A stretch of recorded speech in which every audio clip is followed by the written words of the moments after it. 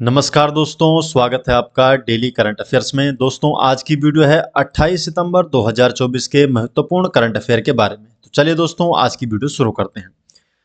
आज की वीडियो का क्वेश्चन नंबर 1 है, विश्व पर्यटन दिवस कब मनाया जाता है? तो जो विश्व पर्यटन दिवस है, तो हर साल विश्व पर्यटन दिवस 27 सितंबर को मनाया जाता है। तो डी ऑप्शन इसका सही जवाब है। तो 27 सितंबर को विश्व पर्यटन दिवस के रूप में मनाया जाता है। डिटेल जान लेते हैं। तो प्रत्येक वर्ष 27 सितंबर को विश्व पर्यटन दिवस मनाया जाता है और इसका उद्देश्य पर्यटन के बारे में जागरूकता बढ़ाना तथा लोगों को पर्यटन के लिए प्रेरित करना है। विश्व पर्यटन दिवस 2024 की थीम रखी गई है, पर्यटन और शांति। पहली बार विश्व पर्यटन दिवस वर्ष 1980 में मनाया गया था। क्वेश्चन नंबर 2 है,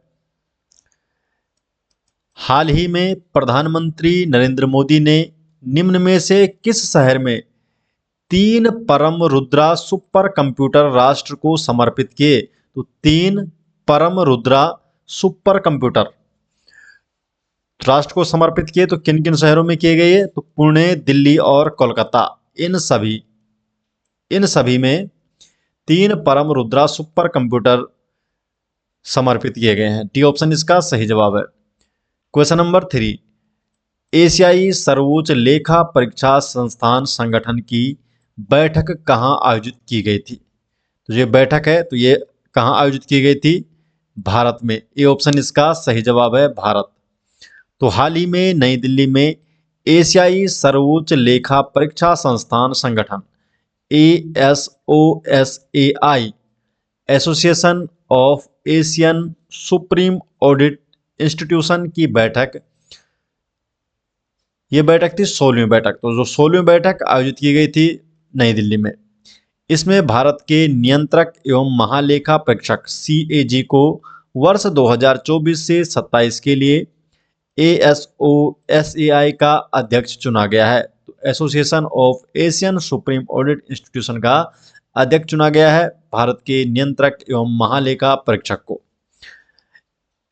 ASOSAI यह अंतर्राष्ट्रीय सर्वोच्च लेखा परीक्षा संस्था संगठन INTOSAI international organisation of supreme audit institution के 7 क्षेत्रीय समूह में से एक है और इसकी स्थापना हुई थी वर्ष 1979 को। इसकी पहली सभा एवं गवर्निंग बोर्ड की बैठक मई 1979 में नई दिल्ली में आयोजित की गई थी और वर्तमान सदस्य हैं 48 एशियाई देश इसके वर्तमान सदस्य हैं। क्वेश्चन नंबर 4, हाल ही में अमेरिका ने किस देश को वीजा फ्री कर दिया है? तो अमेरिका ने वीजा फ्री किसे कर दिया है? तो कतर को। तो कतर को अमेरिका ने वीजा फ्री कर दिया है। डिटेल जान लेते हैं। तो कतर अब दुनिया का दूसरा मुस्लिम बहुल देश बन गया है जिसके नागरिकों को संयुक्त राज्य अमेरिका में वीजा के बिना यात्रा करने की अनुमति मिल गई है। कतर से पहले ब्रुनेई, तो ब्रुनेई इस योजना में एकमात्र अन्य मुस्लिम बहुल देश था और अब कतर भी बन गया है। क्वेश्चन नंबर 5, 17वें वैश्विक नवाचार सूचकांक 2024 में भारत का रैंक निम्न में से है। तो भारत को कौन सी रैंक मिली है 17वें वैश्विक नवाचार सूचकांक 2024 में? तो भारत को मिली है 39वें, 39। बी ऑप्शन इसका सही जवाब है।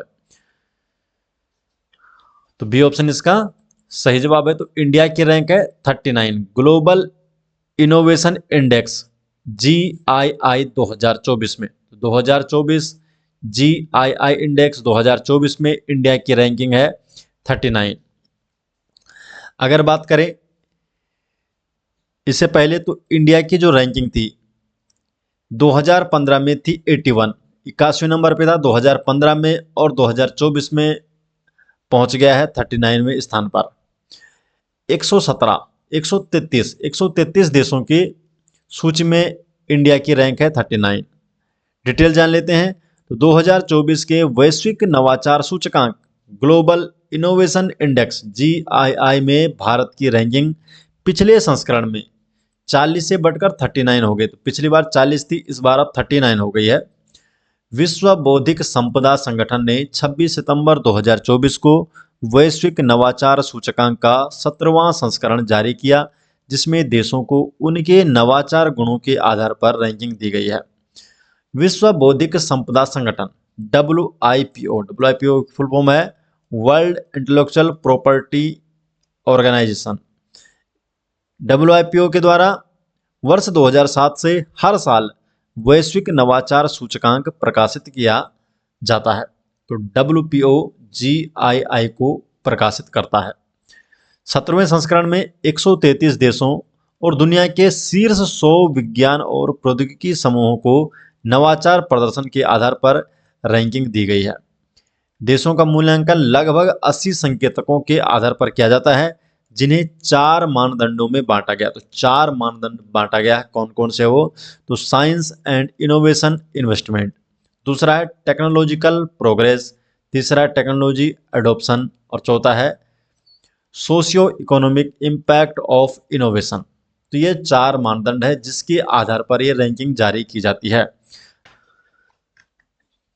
तो 2024 में जो टॉप 5 हैं तो स्विट्जरलैंड, स्वीडन, संयुक्त राज्य अमेरिका, यूनाइटेड किंगडम और 5th नंबर पे है सिंगापुर। तो पहला स्थान है स्विट्जरलैंड का। WPO world intellectual property organisation की स्थापना 1967 में संयुक्त राष्ट्र की एक विशेष एजेंसी के रूप में की गई थी। इसका हेडक्वार्टर है जेनेवा, स्विट्जरलैंड में। क्वेश्चन नंबर 6, वर्ष 2025 में समुद्री पहल मैत्री प्रारंभ करने की मेजबानी किसके द्वारा की जाएगी? तो 2025 में जो समुद्री पहल है मैत्री, तो मैत्री की मेजबानी करेगा भारत। ये ऑप्शन इसका सही जवाब है। तो भारत 2025 में होने वाली मैत्री का मेजबानी करेगा। डिटेल जान लेते हैं। तो भारत 2025 में इंडो पैसिफिक में प्रशिक्षण के लिए नई क्षेत्रीय समुद्री पहल मैत्री की पहली संगोष्ठी की मेजबानी करेगा। मैत्री की फुल फॉर्म है maritime initiative for training in the Indo Pacific, मैत्री।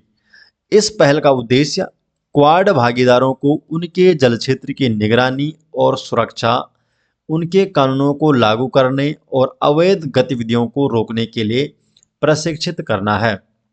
क्वाड में 4 देश आते हैं, भारत, अमेरिका, ऑस्ट्रेलिया और जापान। तो इन 4 देशों का ये ग्रुप है क्वाड।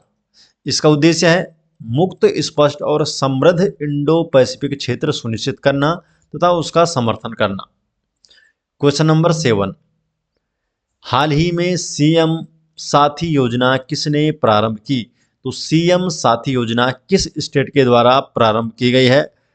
त्रिपुरा के द्वारा। डी ऑप्शन, त्रिपुरा के द्वारा सीएम साथी योजना प्रारंभ की गई है। तो त्रिपुरा सरकार ने हाल ही में राज्यों के छात्रों के लिए सीएम साथी योजना शुरू की है और इस योजना के तहत माध्यमिक और उच्चतर माध्यमिक परीक्षाओं में शीर्ष 100 छात्रों को 5,000 रुपये का मानसिक वजीफा प्रदान किया जाता है।